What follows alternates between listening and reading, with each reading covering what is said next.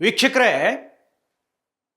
ಕ್ಯಾತ್ಸಂದ್ರ ರಾಜಣ್ಣ ಅಂತ ನಮ್ಮಲ್ಲೊಬ್ರು ಮಂತ್ರಿ ಇದ್ರು, ಮಾಜಿ ಮಂತ್ರಿ ಅವರೀಗ. ಯಾಕಂತಂದ್ರೆ ಕೆಲವು ರಾಜಕೀಯ ಕಾರಣಕ್ಕೆ ಅಥವಾ ಕೆಲವು ಹೇಳಿಕೆಗಳನ್ನ ನೀಡಿರುವಂತಹ ಕಾರಣಕ್ಕಾಗಿ ಕೆ ಎನ್ ರಾಜಣ್ಣ ಅವರು ತಮ್ಮ ಮಂತ್ರಿ ಸ್ಥಾನದಿಂದ ಅವರು ಕೆಳಗಿಳಿತಾರೆ. ಏಕಾಏಕಿ ಮಂತ್ರಿ ಸ್ಥಾನದಿಂದ ಕೆಳಗಿಳಿದಂತಹ ಒಬ್ಬ ನಾಯಕ ನಮ್ಮಲ್ಲಿ. For business and personal promotions, please contact 9686376663. ಅವರು ಇಳಿದಂಥ ಸಂದರ್ಭದಲ್ಲಿ ಒಂದು ರೀತಿಯಲ್ಲಿ ಸಂಚಲನ ಮತ್ತು ಕೆಲವರಲ್ಲಿ ನಡುಕ ಕೂಡ ಶುರುವಾಗಿತ್ತು. ಕಾರಣ ಏನು ಅಂತಂದ್ರೆ, ಒಂದೇ ಒಂದು ಫೋನ್ ಕಾಲ್ನಲ್ಲಿ ಸಹಕಾರ ಖಾತೆಯಿಂದ, ಅದರಲ್ಲೂ ಮುಖ್ಯಮಂತ್ರಿಗಳ ಆಪ್ತ ಬಣದಲ್ಲಿ ಗುರುತಿಸಿಕೊಂಡಿರುವಂತಹ ನಾಯಕರನ್ನ ಹೈಕಮಾಂಡ್ ಕೆಳಗಿಳಿಸಿಬಿಡುತ್ತೆ. ಬಹಳ ಒಂದಿಷ್ಟು ಜಂಗಿ ಕುಸ್ತಿಗಳು ನಡೀತಾವ. ಆ ಸಂದರ್ಭದಲ್ಲಿ ರಾಜಣ್ಣ ಅವರು ಏಕಾಏಕಿ DCM DK ಶಿವಕುಮಾರ್ ಅವರಿಂದಾನೇ ತಾನು ಅಧಿಕಾರವನ್ನು ಕಳ್ಕೊಂಡೆ, ಅವರಿಂದಾಗಿ ಕೆಳಗಿಳಿಬೇಕಾಯಿತು ಅಂತ ಅವ್ರ ಮೇಲೆ ಸಮರವನ್ನು ಕೂಡ ಸಾರ್ತಾರೆ. ಆದರೆ ಹೈಕಮಾಂಡ್ ಮನವೊಲಿಸೋದ್ರಲ್ಲಿ ಎಲ್ಲೋ ಒಂದು ಕಡೆ ರಾಜಣ್ಣ ಅವರು ವಿಫಲರಾದರು. ಹಾಗಾಗಿ ಇವತ್ತಿನವರೆಗೂ ಕೂಡ ಮತ್ತೆ ತಾವು ಕಳ್ಕೊಂಡಿರುವಂತಹ ಮಂತ್ರಿ ಸ್ಥಾನವನ್ನು ಪಡೆಯೋದಕ್ಕೆ ರಾಜಣ್ಣ ಅವರಿಗೆ ಸಾಧ್ಯವಾಗಿಲ್ಲ. ಹೇಳಿ ಕೇಳಿ ತುಮಕೂರಿನಿಂದ ಇಬ್ಬರು ಘಟಾನುಘಟಿಗಳ ನಾಯಕರು, ಒಂದು ಕ್ಯಾತ್ಸಂದ್ರ ರಾಜಣ್ಣ, ಇನ್ನೊಂದು ಕೊರಟಗೆರೆಯ ಜಿ ಪರಮೇಶ್ವರ್, ಮಾನ್ಯ ಗೃಹ ಸಚಿವರು, ಕರ್ನಾಟಕ ಸರ್ಕಾರ. ಇಬ್ರು ಆಪ್ತರು ಕೂಡ ಹೌದು. ಕೆಲವಷ್ಟು ವಿಚಾರಗಳಲ್ಲಿ ಮಾತಾಡಿ ನಿರ್ಧಾರ ತಗೊಳ್ತಾರೋ ಏನೋ ಗೊತ್ತಿಲ್ಲ, ಒಂದೇ ರೀತಿಯಾದ ಹೇಳಿಕೆಗಳನ್ನು ನೀಡ್ತಾರೆ.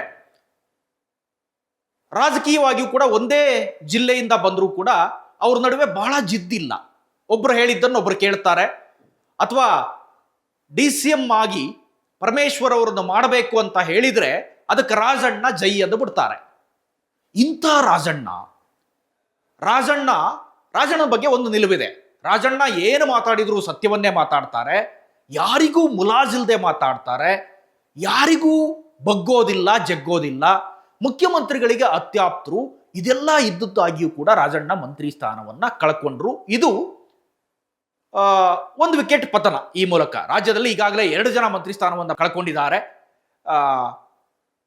ಕ್ರೀಡಾ ಸಚಿವರು ಆಗಿದ್ದಂಥ ಬಳ್ಳಾರಿ ನಾಗೇಂದ್ರ ಕೆಲವು ಹಗರಣಗಳ ಕಾರಣಕ್ಕೆ ಮತ್ತೆ ಆ ಖಾತೆಯಿಂದ ಅವರು ಹೊರಗುಳಿದಿದ್ರೆ, ಜೈಲಿಗೆ ಹೋಗಿರೋ ಕಾರಣಕ್ಕೆ ಹೊರಗುಳಿದಿದ್ರೆ, ರಾಜಣ್ಣ ಅವರು ಹಗರಣ ಇಲ್ದಿದ್ರು ಕೂಡ ಹೈಕಮಾಂಡ್ ಮೇಲೆ ಮಾತನಾಡಿರುವ ಒಂದೇ ಒಂದು ಕಾರಣಕ್ಕೆ ಅಧಿಕಾರವನ್ನು ಕಳ್ಕೊಳ್ತಾರೆ.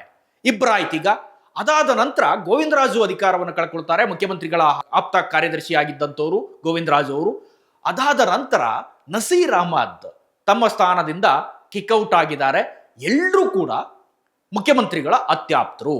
ಯಾವಾಗ ಈ ರಾಜ್ಯದಲ್ಲಿ ಈ ಬೆಳವಣಿಗೆಗಳು ನಡೀತಾ ಬಂದ್ವಲ್ಲ, ಸ್ವತಃ ಮುಖ್ಯಮಂತ್ರಿಗಳ ಬಣದಲ್ಲಿ ಇದ್ದಂಥ ನಾಯಕರಿಗೆ ಈ ಬೆಳವಣಿಗೆಗಳು ಒಂದಿಷ್ಟು ಬೇಸರವನ್ನು ತರಿಸಿದಾವೆ, ಒಂದಿಷ್ಟು ಗೊಂದಲ ಉಂಟಾಗುವಂತೆ ಮಾಡಿದಾವೆ.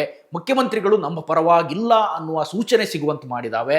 ಮುಖ್ಯಮಂತ್ರಿಗಳು ನಮ್ಮ ಪರವಾಗಿ ಹೈಕಮಾಂಡ್ ಮೇಲೆ ಪ್ರೆಷರ್ ಹಾಕ್ತಾ ಇಲ್ಲ ಅನ್ನುವ ಸೂಚನೆಗಳನ್ನು ಕೊಡ್ತಾ ಇದ್ದಾರೆ. ರಾಜಣ್ಣ ಅವರಂತೂ ಒಂದು ಹೆಜ್ಜೆ ಮುಂದೆ ಹೋಗಿ ಏಕಾಏಕಿ ತಮ್ಮ ಅಸಮಾಧಾನವನ್ನ ಮುಖ್ಯಮಂತ್ರಿಗಳ ಮೇಲೇನೆ ಹೊರಹಾಕಿದ್ದಾರೆ. ರಾಜಣ್ಣ ಯಾರ ವಿರುದ್ಧ ಬೇಕಾದರೂ ನೇರವಾಗಿ ಮಾತಾಡುವಂಥ ಶಕ್ತಿ ಇರುವವರು, ಅದರಲ್ಲೆರಡು ಮಾತಿಲ್ಲ, ನೋ ಡೌಟ್. ಆದರೆ ಅಧಿಕಾರವನ್ನು ಕಳ್ಕೊಂಡ ಮೇಲೆ ಎಲ್ಲ ಒಂದು ಕಡೆ ಸ್ವಲ್ಪ ತಣ್ಣಗಾಗಿದ್ರು ರಾಜಣ್ಣ ಅವರು. ಅದಾದ ನಂತರ ಅವರ ಮಗನನ್ನ ಅಮಿತ್ ಶಾ ಬಳಿಗೂ ಕೂಡ ಕಳಿಸಿದ್ರು. ಎಲ್ಲ ಒಂದು ಕಡೆ ರಾಜಣ್ಣ ಪಕ್ಷ ಚೇಂಜ್ ಮಾಡಿಬಿಡ್ತಾರೆ, BJPಗೆ ಹೋಗ್ಬಿಡ್ತಾರೆ, ಇಲ್ಲ JDSಗೆ ಹೋಗ್ತಾರೆ, ಈ ಥರದ್ದೆಲ್ಲ ಟಾಕ್ ಇತ್ತು. ಆದರೆ ರಾಜಣ್ಣ ಸದ್ಯಕ್ಕೆ ತಟಸ್ಥರಾಗಿದ್ದಾರೆ.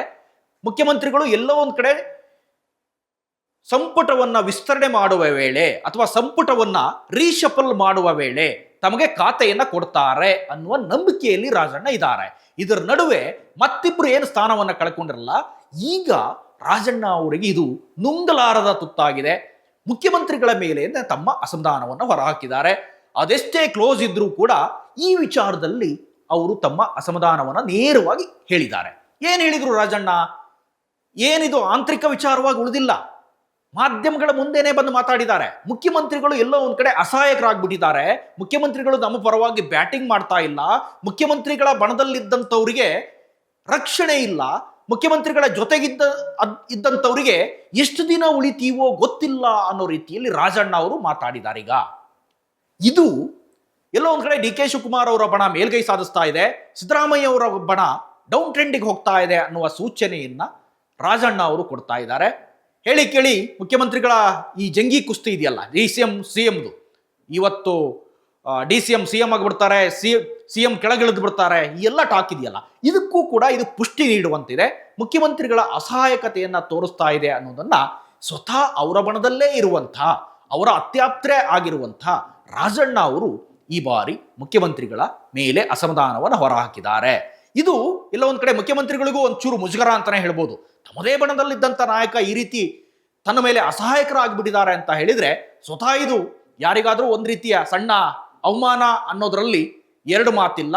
ಆದರೆ ರಾಜಣ್ಣ ಈ ಬಾರಿ ನೇರವಾಗಿ ಬಂದು ಮಾತಾಡಿದ್ದಾರೆ. ಮುಖ್ಯಮಂತ್ರಿಗಳು ಈ ವಿಚಾರದಲ್ಲಿ ಅಸಹಾಯಕರಾಗಿದ್ದಾರೆ, ಈ ರೀತಿಯ ನಿಲುವನ್ನ ನಾವು ಅವರಿಂದ ನಿರೀಕ್ಷೆ ಮಾಡಿರಲಿಲ್ಲ ಅಂತ ಹೇಳಿದ್ದಾರೆ.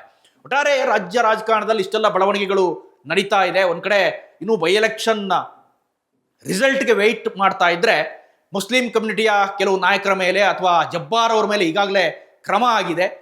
ಎಲ್ಲ ಒಂದ್ ಕಡೆ ಜಮೀರ್ ಅವರು ಕೂಡ JDS ಹೋಗ್ಬಿಡ್ತಾರೆ, ಅವ್ರ ಮೇಲೆ ಏನೋ ಕ್ರಮ ಆದ್ರೆ ಪಕ್ಕಾ ಅವರು ಪಕ್ಷದಲ್ಲಿ ಇರಲ್ಲ ಅನ್ನುವ ಸೂಚನೆಗಳು ಅಥವಾ ಆ ರೀತಿಯ ಮಾತುಗಳು ಕೂಡ ರಾಜಕೀಯ ವಲಯದಲ್ಲಿದ್ದಾವೆ. ಇದರ ನಡುವೆ ರಾಜಣ್ಣ ಇಂಥದ್ದೊಂದು ಹೇಳಿಕೆ ನೀಡಿರುವುದು ಎಲ್ಲ ಒಂದ್ ಕಡೆ ಮುಖ್ಯಮಂತ್ರಿಗಳಿಗೆ ಸಣ್ಣ ಮುಜುಗರ ಅಂತಾನೆ ಇದನ್ನ ಪರಿಗಣಿಸಬೇಕಾಗತ್ತೆ.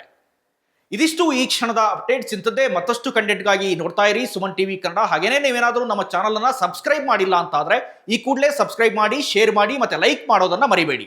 Thank you.